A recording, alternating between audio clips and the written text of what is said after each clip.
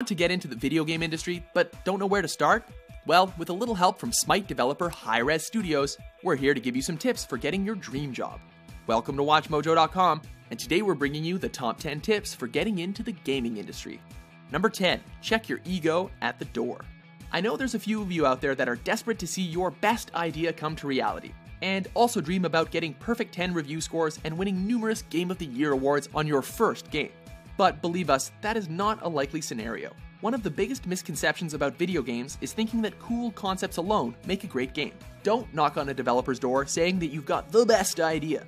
You won't have been the first. Your great idea has probably been thought of before. We have too many ideas in the game industry. It's all about whether you can execute them well. Number 9, attend developers conferences. While it's not a one-size-fits-all solution for getting in the door, dev conferences can serve as a good way to get other developers to know you. Some conferences may even have panels or workshops on what certain companies are looking for.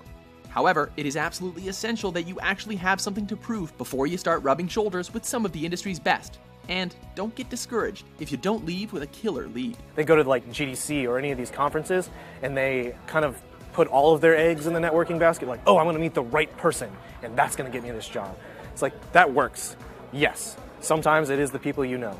But a lot of the times, you really need to be able to prove with that networking that you are the right person for that job. Number 8, apply as a QA tester. Often the most common entry-level role you can get when starting out is applying for quality assurance roles. Quality assurance can be a great entry path into the game industry. It's basically testing, and there's a lot of people that want to test video games, but they have to realize that it's different from playing video games. You're actually playing the game in order to break the game. Essentially, if you're one of those people who likes to push the game to their limits and try to do things you probably shouldn't be doing, this might be a good job for you. A lot of higher profile game developers started out in QA and worked their way up, making this a choice idea for getting your foot in the door. You're basically producing bug reports so that the programmers and the artists can find what you detected, reliably reproduce it, and then fix it. Number 7, build an online portfolio. Let's see, I'm 1.8 meters tall, ruggedly handsome, chiseled abs, amazing hair. This should be a no-brainer, especially if you're an artist, but getting a portfolio or a showreel online that's easy to access by anyone is really important for getting any job in the industry. It doesn't matter if all the content isn't game related, as employers are often looking to see if you are skilled and well experienced enough to handle the work.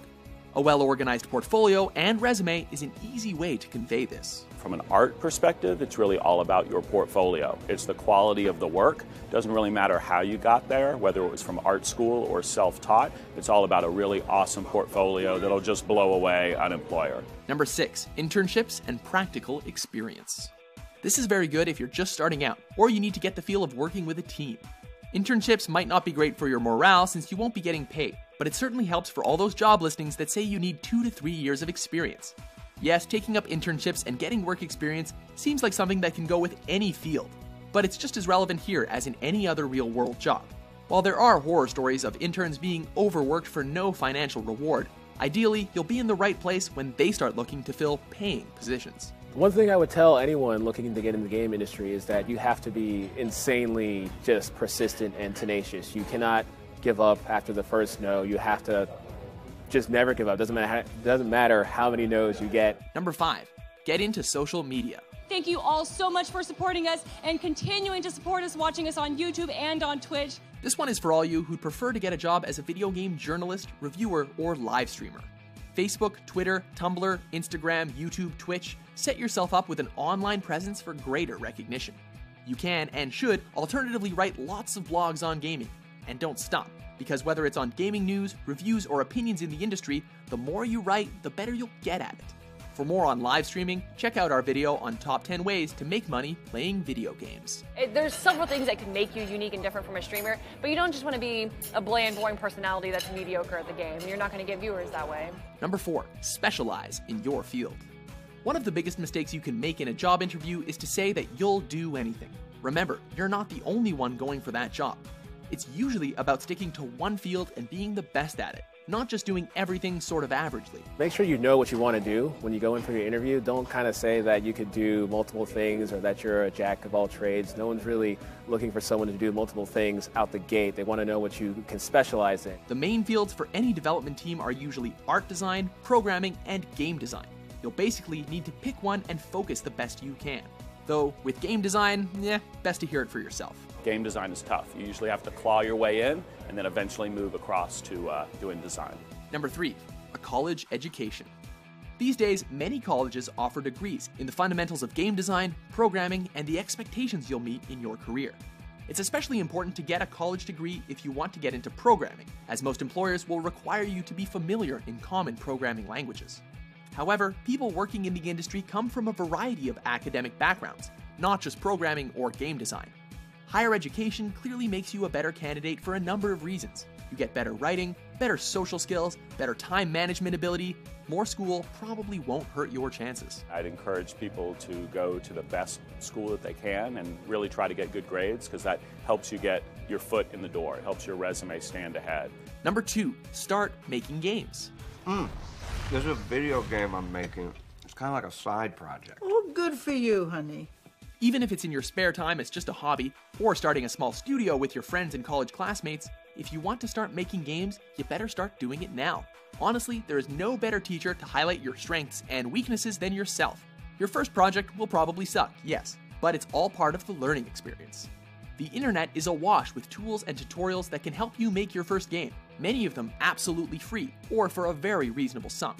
If you can include a small game or demo in your portfolio, that's certainly going to earn you extra points with employers and will help demonstrate your dedication, which, of course, leads to our number 1 tip. If you're not willing to sacrifice your weekends and nights, then someone else is going to, and they're going to step on there and make sure that you don't get that job. Number 1, be dedicated. Like, really dedicated. It's a really cutthroat industry out there. Everyone wants to make video games. You're potentially looking at 70-hour work weeks on average, so be sure that you're absolutely passionate about making games.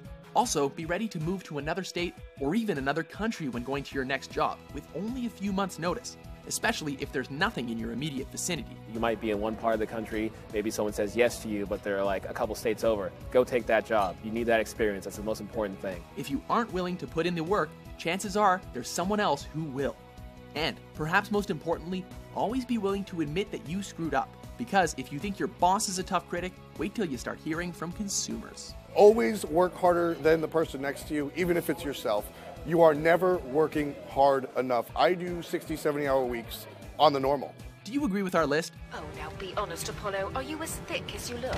Is there any other advice you'd be willing to give anyone who wants to start making video games? Don't be a dick. There's a good. All right. There's a good tip. Yeah. For more informative top 10s published every day, be sure to subscribe to WatchMojo.com.